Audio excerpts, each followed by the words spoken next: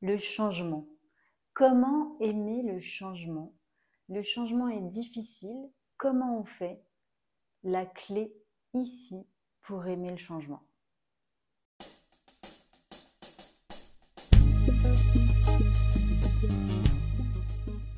Hello, moi c'est Sabrina Idi. Bienvenue sur la chaîne SI Coaching, un espace dédié sujet de vie en conscience et en légèreté. Aujourd'hui, j'avais envie d'aborder le thème du changement. Le changement, comment aimer le changement? On est parfois bien souvent réfractaire au changement et c'est bien normal.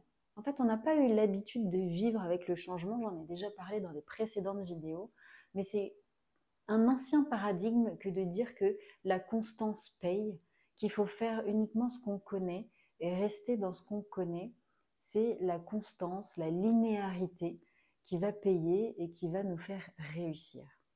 Sauf que ça, c'est complètement contre nature, puisque le changement est totalement naturel, tout est cycle dans la nature, dans la vie.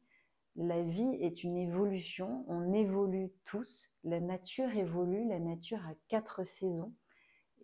Sans l'hiver, il ne pourra pas y avoir de printemps, sans le printemps, pas d'été, sans l'été, pas d'automne, etc. C'est vraiment inhérent à la nature et à la nature humaine aussi. On est vraiment dans la notion de cycle et chaque phase du cycle est totalement nécessaire et utile. Je dirais même indispensable. Si on passe la saison d'hiver, par exemple, et qu'on ne remue pas la terre, le printemps ne pourra pas être aussi beau, il n'y aura pas autant d'éclosions de fleurs. De la même manière que les animaux muent, que les animaux perdent leur peau, évoluent, que la chenille devient un papillon, de la même manière que les arbres perdent leurs feuilles pour pouvoir encore mieux fleurir. D'ailleurs, si un arbre n'évolue plus, c'est bien souvent qu'il est mort.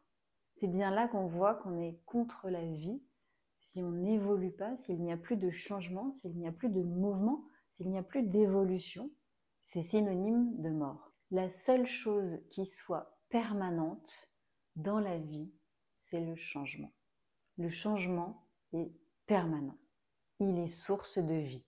Et c'est Frederick Hudson, Hudson, qui a établi le cycle du changement en 4 phases. 4 phases qui se succèdent avec des allers-retours. C'est donc un cycle en 4 phases qui justement se coordonnent comme les 4 saisons. On a la phase numéro 1 qui est la phase de lancement, qui sera plutôt l'été, avec une grande énergie, beaucoup d'enthousiasme. La phase numéro 2 qui est plutôt la phase de déclin, la phase plateau, où on atteint, après le lancement, on atteint une phase un peu plateau qui va doucement décliner si on n'injecte pas un peu de nouveauté dans cette phase-là. On a la phase 3 qui est la phase de marasme qui correspond à l'hiver. Donc le mot marasme, il est un petit peu fort, mais c'est vraiment ce moment de repli, ce moment d'intériorisation, ce moment aussi où ça descend en énergie. Et puis on arrive à la phase 4 qui est la phase de renouveau, où après ce repli sur soi justement, on a un regain d'énergie et on a de nouveau envie de repartir dans des projets, de repartir sur de la nouveauté. Et on repart en phase 1. Entre la phase 2 et la phase 1, il peut y avoir des allers-retours. C'est-à-dire que la phase 1 de lancement, ensuite la phase 2 de déclin. Ici, si on injecte un peu de nouveauté, on va pouvoir repartir directement en phase 1, puis en phase 2, puis en phase 1, puis en phase 2, si à chaque fois on réinjecte un peu de nouveauté. Et si on n'injecte pas de nouveauté et qu'on a vraiment ce besoin justement d'aller en phase hiver, en phase où on a besoin de remanier beaucoup plus de choses dans sa vie, par exemple, ou dans un domaine de sa vie, eh bien on va passer en phase marasme, là où il y a toute une remise en question et toute une refonte pour justement repartir en phase renouveau. Donc c'est vraiment ça.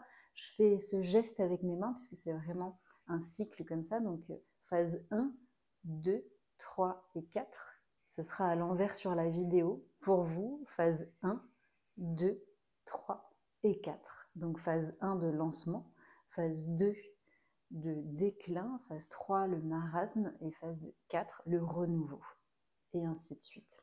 Sachant que les allers-retours sur la mini-transition seront donc de la phase 1, ici lancement, à la phase 2 déclin, retour phase 1 lancement, pour retourner ici, phase 2, plateau, déclin. Ce cycle et ces phases, elles se succèdent et en fait, elles sont valables absolument dans tout. C'est-à-dire, on en a parlé tout à l'heure, c'est valable effectivement dans la nature. La nature est sujette à ces phases, à ces changements, à ces cycles. Nous sommes complètement dans ces cycles également. Ça peut être dans une heure où on a ce cycle-là, où on traverse ce cycle-là, ça peut être dans une situation, ça peut être dans un domaine de vie, ça peut être par exemple dans son travail, dans son couple, dans ses relations sociales, dans ses relations amicales, même dans sa journée. Dans sa journée, on peut traverser ces 4 phases, par exemple. Ça peut être dans la semaine, ça peut être dans le mois. On sait que dans la journée, on va avoir un pic d'énergie à certains moments. Et puis, on va avoir une énergie un peu plus faible, un peu plus basse à d'autres moments. Ces cycles sont vraiment donc naturels et le changement est totalement inhérent à la nature et à la nature humaine. C'est donc un besoin. Si dans la journée, dans la semaine ou dans le mois, je ne respecte pas mon cycle, je ne respecte pas justement mon énergie et je ne respecte pas ce dont j'ai besoin, ça va être beaucoup plus compliqué. C'est aussi ça d'accueillir le changement et d'aimer le changement, c'est de comprendre et d'intégrer que je ne peux pas être tout le temps en été, ni tout le temps en hiver d'ailleurs. Alors on peut choisir d'épouser le changement, d'être en harmonie avec l'énergie, d'être en harmonie avec le cycle, avec mon cycle, avec le cycle de la vie, et d'accompagner ça. Ou on peut choisir de bloquer le changement, d'être réfractaire, de ne pas vouloir y aller, de ne pas vouloir avancer, de ne pas vouloir évoluer, et de rester figé dans une zone. Et alors là, finalement, on va bloquer la vie, on va bloquer le mouvement. Et on va plutôt être dans une notion de mort, finalement, de quelque chose de morose, de quelque chose de stagnant qui ne vit plus. Accepter le changement, accepter l'évolution, c'est aller dans le sens de la vie. Et c'est d'ailleurs dès le début de la vie qu'on voit que le changement est nécessaire et utile. Le bébé qui est dans le ventre de sa mère n'a pas forcément envie de sortir, il est dans un cocon, il est dans un endroit vraiment très confortable et il resterait parfois bien plus longtemps. Et pourtant, il faut que le cycle de la vie se fasse et qu'il sorte pour aller expérimenter. Alors bien souvent, si on n'a pas envie d'aller dans le changement, c'est parce qu'il nous fait peur. En fait, il y a cette phrase « on sait ce qu'on perd, mais on ne sait pas ce qu'on va trouver ». Et cette phrase, en fait, je la trouve terrible. Terrible parce que finalement, elle manque terriblement de sens. Quel est le sens de « je ne veux pas laisser ce que j'ai à laisser parce que je ne sais pas ce que je vais avoir », alors que ce que j'ai à laisser, je l'ai eu et ça ne me convient plus, ça ne m'épanouit plus. Je sens en moi un mouvement, parce que bien souvent on est appelé pour le changement, on est appelé par le changement, et on sent qu'on en a besoin. Il y a quelque chose de l'ordre d'un élan en fait qui se fait sentir. On sait très bien à quel moment on a besoin d'évoluer, on a besoin d'effectuer des changements. Et pourtant, parfois, on n'y va pas. Alors c'est vraiment ici qu'on bloque la vie, qu'on bloque l'expérience et qu'on bloque la suite. Alors on sait ce qu'on perd, on ne sait pas ce qu'on va trouver. Moi j'ai vraiment envie de le transformer en on sait ce qu'on a vécu et on ouvre la porte à ce qu'on va vivre maintenant. Quelle est la prochaine étape? Quelle est la prochaine expérience? Celle-là était magnifique ou pas. J'ai envie de voir la prochaine. Accompagner la vie, aller dans le sens de la vie. Dans le fond, c'est une croyance qu'on a peur du changement. Au final, on aime le changement. C'est comme un déménagement. Un déménagement, on a peur de est-ce qu'on sera aussi bien que dans le précédent appartement, que dans la précédente maison? Est-ce qu'on va y trouver les mêmes énergies? Est-ce qu'on se sentira aussi bien? Et les cartons, c'est toujours une grande histoire, les cartons. On n'a pas envie, le déménagement, bref, c'est une transition qui n'est pas forcément hyper agréable. Et pourtant, une fois qu'on arrive dans un nouveau lieu, qu'est-ce que ça fait du bien? Qu'est-ce que ça fait du bien de sentir de nouvelles énergies, de créer de nouvelles habitudes, de nouvelles choses, d'aller découvrir en bas de chez soi les nouveaux commerces, les nouveaux commerçants, d'aller vraiment découvrir ce nouvel environnement. Ce changement-là, on sait qu'il fait du bien. C'est juste avant, on croit qu'on a peur du changement, on croit qu'on a peur, encore une fois, de trouver moins bien que ce qu'on avait. Mais comment ça peut être moins bien si on a fait le temps qui était juste pour nous dans le précédent endroit.